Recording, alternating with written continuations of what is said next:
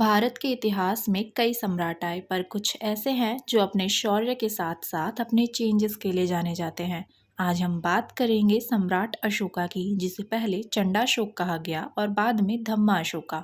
एक ऐसे शासक जिसकी राजनीति, धर्म और शांति के बदलते नजरिए ने पूरे भारत को बदल दिया। अशोका चंद्रगुप्त मौर्य के पोते और बिंदुसार के बेटे थे। उनका नेचर अग्रेसिव और वॉरियर जैसा था, या यूं कहें एक संपूर्ण योद्धा। उसने बचपन से ही सेना की ट्रेनिंग ली और अपने राज्य में गवर्नर के रूप में सेवा दी थी। राजगद्दी के दौड़ में उसके भाई उसके विरोधी बने, पर अपने बल और राजनीति के कारण अशोका ने 268 बीसीई में मगध की गद्दी संभाल ली। अशोका ने शुरुआत में अपने पिता जैसा ही स्ट्रिक्ट शासन चलाया। उस समय मौर्य साम्राज्य दुनिया के सबसे बड़े साम्राज्यों में था, जिसमें अफगानिस्तान से बंगाल और कश्मीर से कर्नाटक तक। अशोका अपने स्ट्रिक्ट और हार्श राजनीति के लिए मशहूर हुए। इसी वजह से उसे चंडाशोक कहा जाने लगा। उसके शासन का मेन पर्पस था साम्राज्य को एक्सपेंड करना और स्ट्रेंथ देना।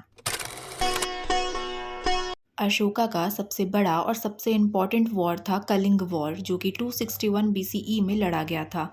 कलिंग, जो आज का ओडिशा है, इकोनॉमिकली, ट्रेडिंग और कल्चर वाइज बहुत रिच था।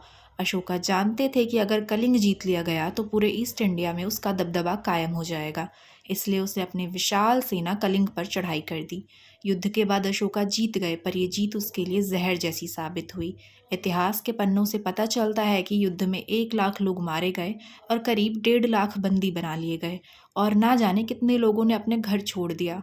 बैटलफील्ड पर लाशों का ढेर, रोते हुए परिवार और तबाह हुई सभ्यता ने अशोका का दिल हिला दिया। इसी पल उसके जीवन का मोड़ आया। अशोका ने समझा कि असली शक्ति खून से नहीं, दया और शांति से आती है। युद्ध के बाद अशोका ने अपने जीवन की दिशा बदल दी। उसने बुद्ध के उपदेशों को अपनाया और बुद्धिज्म को राज्य धर्म बना लिया। उसका नाम बना देवानाम प्रिया प्रियदर्शिनी, जो सब लोगों के लिए प्यारा और सुंदर है। अशोका ने अपने शासन का मूल मंत्र धम्म बनाया। उसके मेन प्रिंसिपल्स थे सभी धर्मों को इक्वली इम्पोर्टेंस देना और सहनशीलता, सभी प्रजा के प्रति दया और न्याय, एनिमल्स, बर्ड्स और नेचर के लिए काइंडनेस, युद्ध के बजाय शांति और प्रेम। इन्हें समझने के लिए उसने अपने मैसेज को पत्थरों और पिलर्स पर लिखवाया, जिसे आज हम अशोका के एडिक्ट्स कहते हैं। उसने धम्म महामात्रा अथॉरिटीज बनाए, जो देश के कोने कोने तक ये संदेश पहुंचाते थे। अशोका ने स्तूप, विहार और शांति स्थलों को बनवाया, जैसे सांची स्तूप। उसने अपने बेटे महेंद्र और बेटी शुंघमित्रा को श्रीलंका भेजा बुद्धिज्म फैलाने के लिए।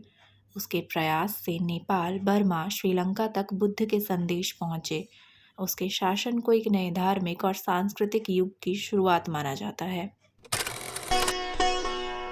अशोका के बाद मौर्य साम्राज्य धीरे धीरे कमजोर हुआ, पर अशोका का नाम हमेशा के लिए अमर हो गया।